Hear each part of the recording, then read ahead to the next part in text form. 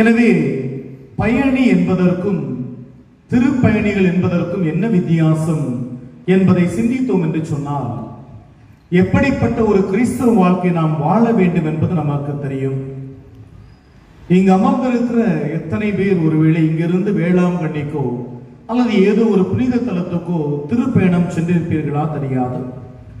இந்த திருப்பயணம் ஒருவேளை நடந்து செல்வதாக நீங்கள் யோசித்தால், நடந்து செல்கிற வேளையில் ஒருவர் களைப்புற்றால் இன்னொருவர் அருகே அமர்ந்திருக்க வேண்டும். ஒருவர் செல்கிற பாதையில் அவர்களுக்கு ஏதாவது துன்பம் விளைவித்தால் இன்னொருவர் நின்று அவருடைய நோயை நீக்கிய பிறகு அவரை அழைத்து செல்ல வேண்டும். ஆனால் பயணம் செல்கிற மக்களுக்கு அதெல்லாம் பிரச்சனை இல்லை.